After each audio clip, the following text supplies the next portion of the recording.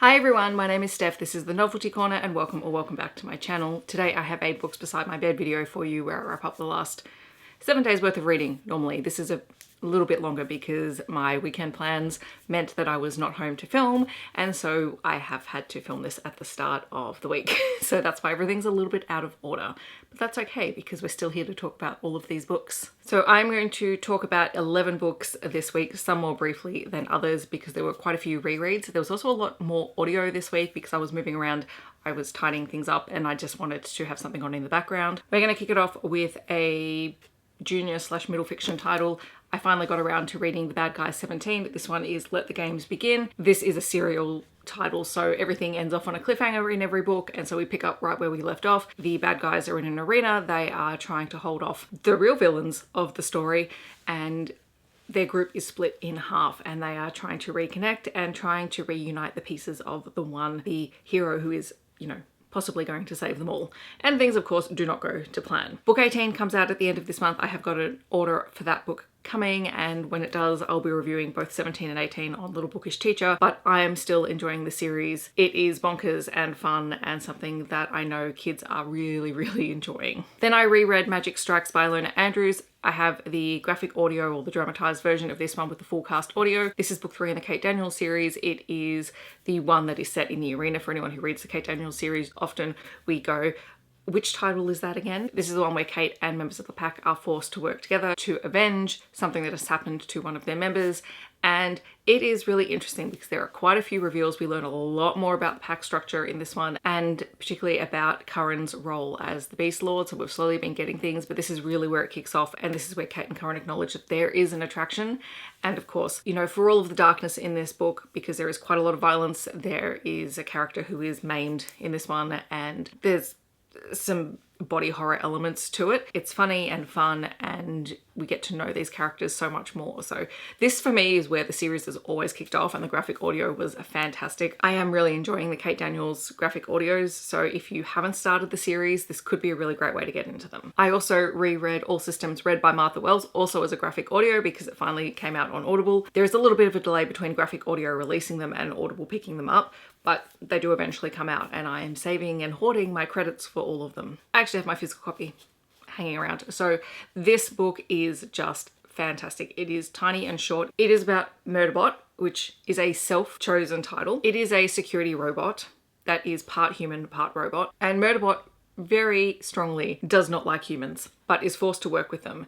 And what we discover at the start of the book is that Murderbot has hacked its own systems, is no longer controlled by the central unit that controls these security robots. It doesn't do anything bad. It just wants to watch serialized TV all day long, but then has to go out and do its job. And it's very good at its job. It knows it has to protect humans, and so it does it. The humans that it's protecting are currently on a planet where they are doing some research, and of course things go horribly wrong very quickly, and so Murderbot has to step up.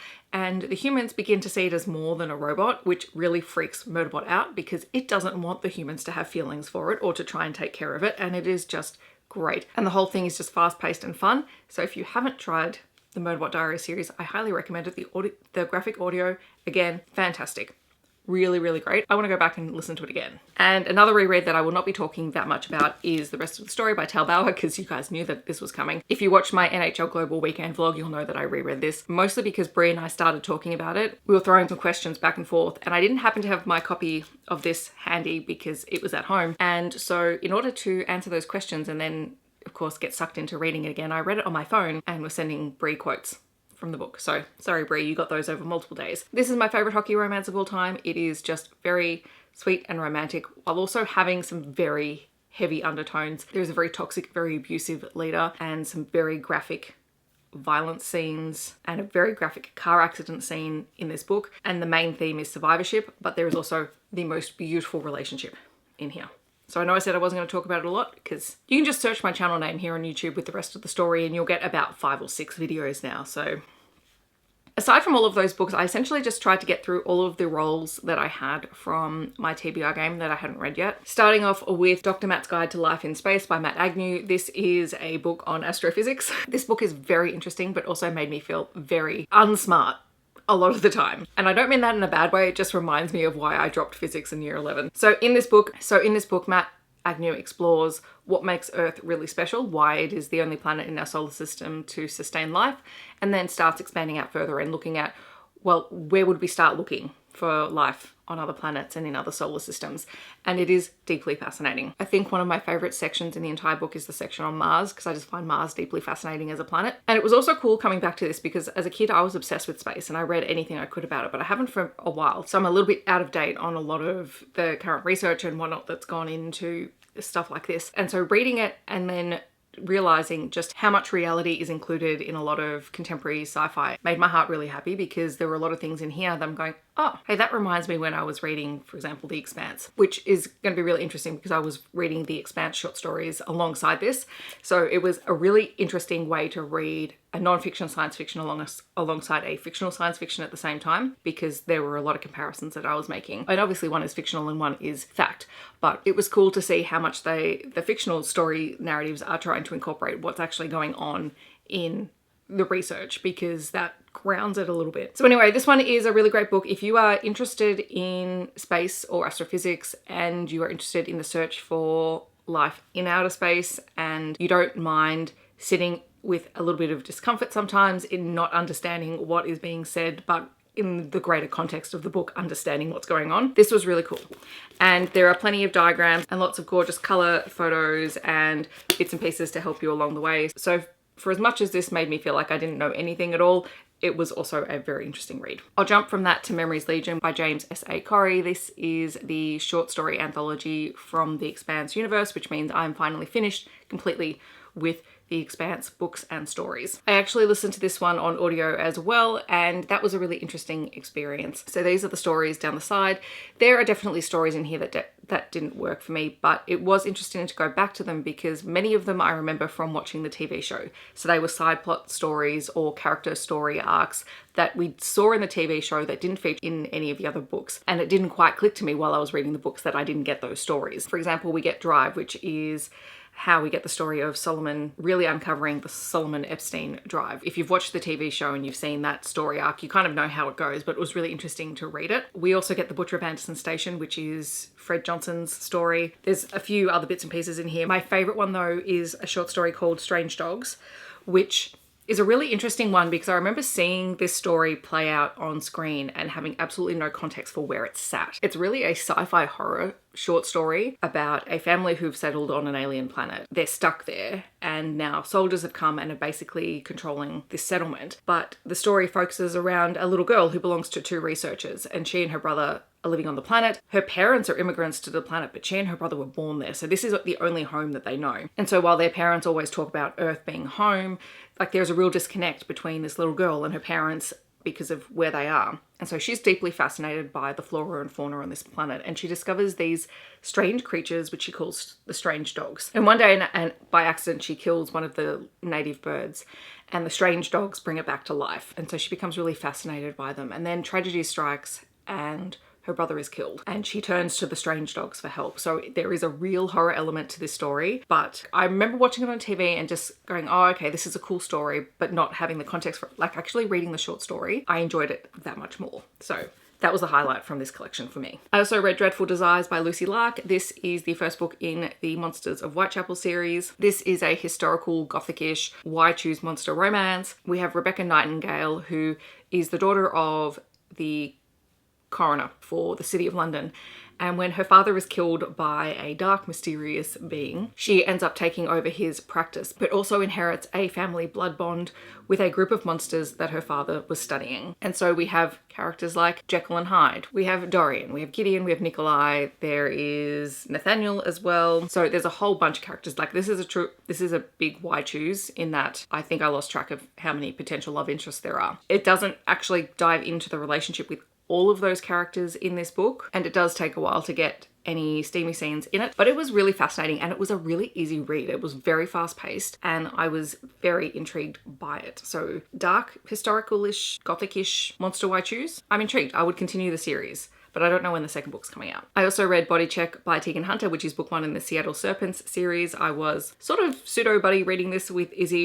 It kind of wasn't the greatest time for us to both read it at exactly the same time, but we have been chatting about it. This is Teagan Hunter's newest hockey romance series. It is the story of Alden and Hutch who meet at an airport bar and end up sitting next to each other on the same flight. And they don't initially hit it off, but when the flight is grounded due to whether they are forced to spend some time together, and they have this one night and then they go their separate ways, never expecting to see one another again. However, as it turns out, she is the owner of a very, very successful boutique hotel chain. She is a billionaire and her hotels have just become sponsors or partners with his hockey team. And so of course they run into one another. And this is after a little while, so they've not been able to stop thinking about one another, and now they can't be together because it would be seen as a conflict of interest. This is very much Grumpy Sunshine, and I had a great time reading it. Teagan Hunter's writing voice is just always very fun, very easy to read, and it was enjoyable to be back in one of her hockey worlds. I say that as if I haven't only just finished reading the other series. It's like I've not had a book of hers for months, when that is clearly not true. Another hockey romance I read was Her Greatest Mistake by Hannah Cowan. This is book 1 in the Greatest Love series, and it is a second generation spin-off of her other books. So Maddox, the hero in this story, is the son of